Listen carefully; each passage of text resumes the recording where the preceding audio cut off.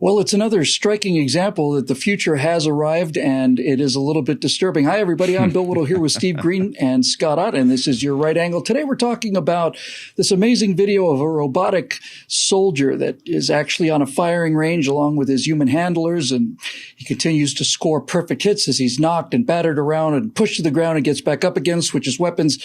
Absolutely the weapon of the future. Now, this video, of course, is not real. It's a very, very well-made hoax. It is, in fact, some of the finest integration of computer graphics and real-life footage that I've ever seen. So the reason I want to do this story is because while this particular video is, in fact, a fake using computer graphics, I would be astonished if there was not a robot of this capability in existence already somewhere, and certainly within the next few years. So that brings up the interesting question. When you look at this machine with its hands extended with a very good shooter pose there, you have to ask yourself, you already know you don't want to be on the receiving end of one of these things, but the question really is, do you want to be on the sending end of one of these things? Scott, one of the things that makes this video so compelling is because the actual robots that usually manufactured by Bosstown Dynamics, thank you. In order for them to balance, they have very, very biological kind of sense. So they see these guys kicking this thing and pushing it down and so on. And they've done that with the actual robots. But the idea of us sending a machine out with a gun to shoot people is a little disturbing, to say the least. And what do you think about the idea? It's kind of a twofold question. First of all, do you think a human needs to be in the loop the way that a human is in the loop when they launch a drone attack? Or should this robot be autonomous, just go around and kill people it's been trained to kill? And I think the second question is, do we want to be people who send robots into combat? And do we also want to be the people who bring our sons and daughters home in one piece, fighting some very bad people in some very bad places? You know, the progression of this is kind of fascinating when you think of it. I mean, if you go way, way back, if there was a dispute, it was usually settled between a couple of men.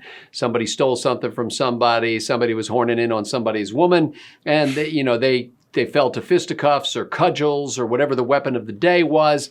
And then that settled it. Well, as men became successful at having these cudgel fights, the better cudgelers eventually were seen as leaders among men and gathered around them bands of other men. And together they would fight bands of men and go at each other with bows and arrows and eventually with guns. And then eventually the kings got so, powerful that they didn't actually have to go into battle themselves. They would just send the men.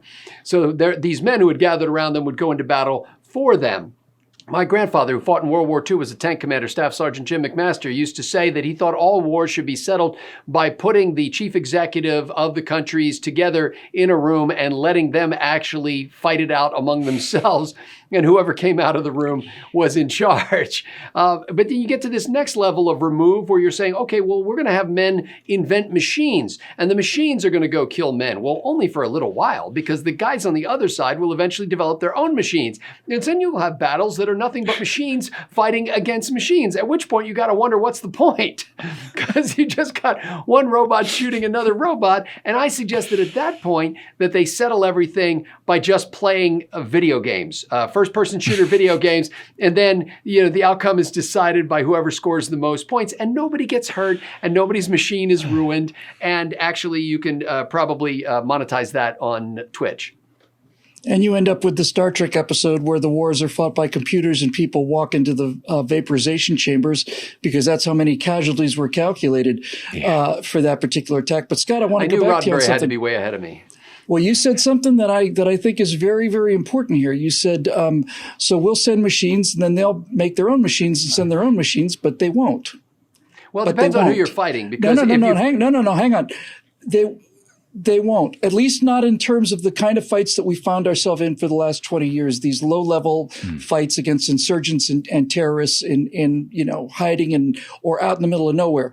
So the question then becomes, if we are perfectly content, well, most of us are anyway, I certainly am, with rather than putting American pilots over combat zones, we have drones over combat zones, and the pilots who are flying those drones, to the degree that they're still flown at all, are in a place in Nevada somewhere. We don't seem to have a problem with them pushing a button and having a human in Nevada send a signal to a autonomous flying device halfway around the world. Missile comes off the rail and actual people die.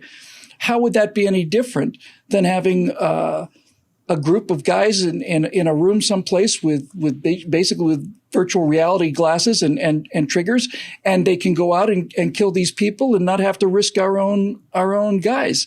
Is it the same thing, or is this somehow the idea of sending robots out with guns just something we don't want to be as a country? I think you're correct about the latter. And I was going to say, like, I do have a problem with drones flying at 30,000 feet and shooting people on the ground. I have a problem with war. I don't want people to die in this kind of thing at all. And it's just sort of the last resort that we have to do, because there are people on the other side who really don't have a problem with war, or at least the tyrants who rule over those people are willing to sacrifice their own people in order to pursue their objectives. So I have a problem with all of it. But I do think, Bill, that there's something at a more personal level that makes it even more, if possible, morally offensive to have a robot come and kick down the door and start firing shots, as it goes door to door in a clearing operation in some town in the Middle East. For some reason, that just even seems worse than kind of the drone you never saw firing the missile that you didn't hear.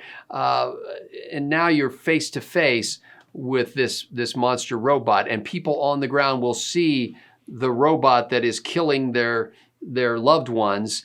And there's some guy back in Kansas who's steering this, or God forbid we develop enough autonomy that the robots are actually making decisions about who to kill. I don't like any of it, but frankly, I don't see how to get off the hamster wheel. Steve, let me talk to you about the people in the loop here. If you've got like the raid we just saw with al-Baghdadi, you've got a very, very dangerous situation. You have the best human warriors that have ever lived on this earth. Absolutely. And they're superbly trained. But you certainly could make the case that if you're going to send somebody through that door first, you don't know what's on the other side of the door, and maybe there's 9 guys with AKs. Maybe the person you want to send through the door first is this robot. And maybe sending that robot will save the lives of our soldiers. And that's a strong, strong argument to make. We're already using our technological advantage over these murdering savages.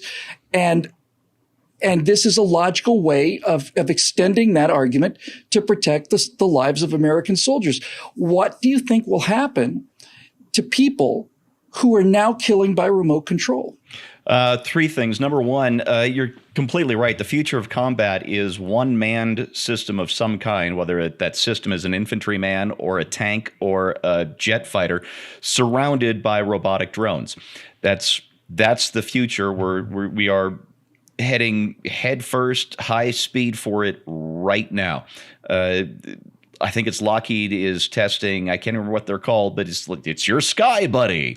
I can't remember what they're actually calling it. But you'll have an F-35 that, instead of being in a formation with other F-35s, is going to be in formation with a bunch of robotic drones that are controlled in part by the pilot of that F-35. They're warehouses carrying air-to-air missiles. Instead of carrying 6 of them, you carry 60 of them now. You just send them up and fire them. And some of those drones are going to be suicide drones whose job is to shoot down incoming missiles that are trying to shoot down the F-35.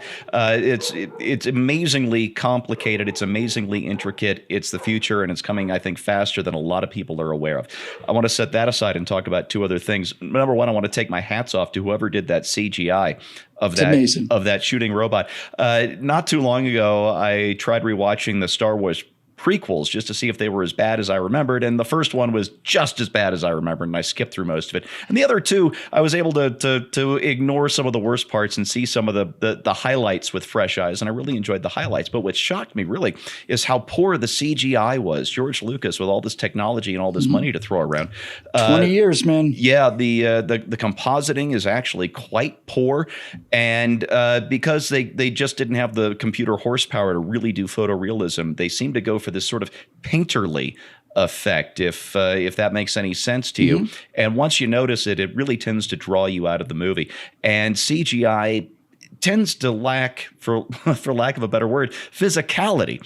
There's something in the reptile part of your brain is aware That's that right. this is an image. The mass is not handled right, but the mass on this thing is it's perfect. Flawless. Flawless. This is CGI with physicality and nothing painterly about it whatsoever. It's just almost impossible to imagine that these guys are not actually kicking something. Yeah, it looks like a thing that is there, and I've never seen CGI do that this convincingly. I want to talk about the actual people in the loop, though, since you mentioned them, because they are real people, and I learned something about them a few years ago. One of my wife's best friends, back from, I think, middle school, her husband is an officer in the United States Air Force. He just got his first star pinned on his shoulders last week, believe it or not, and he's coming into town for a little celebration with us on Thursday.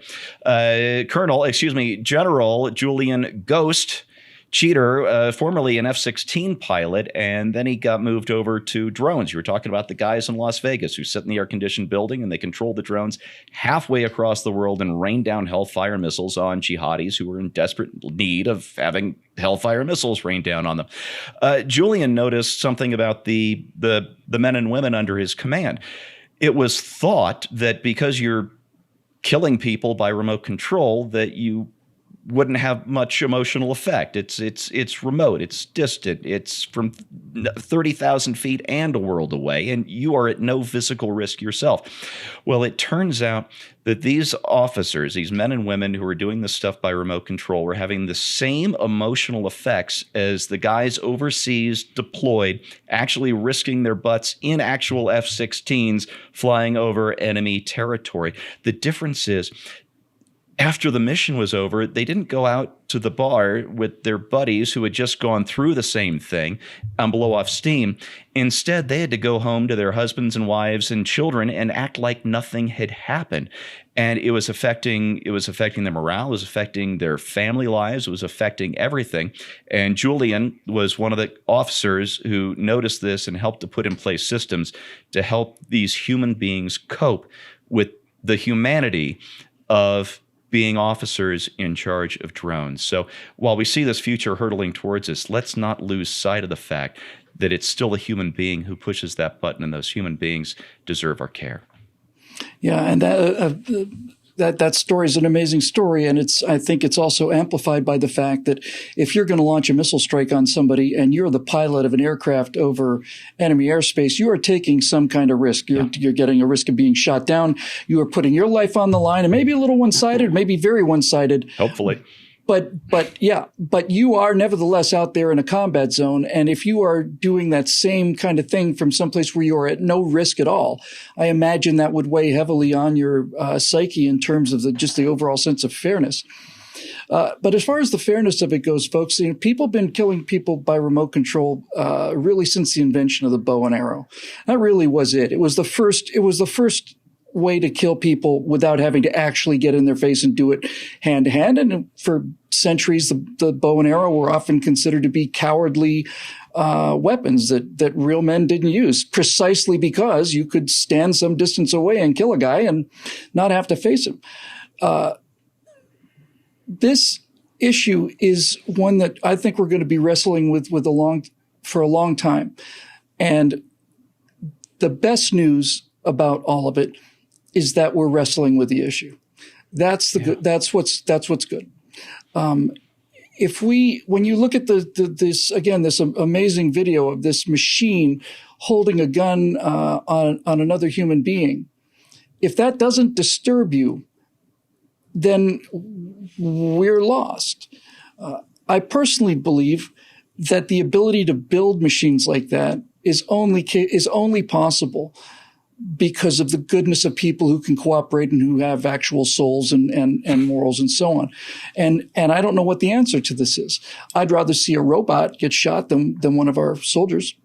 But at the same time, there's something very disturbing about this.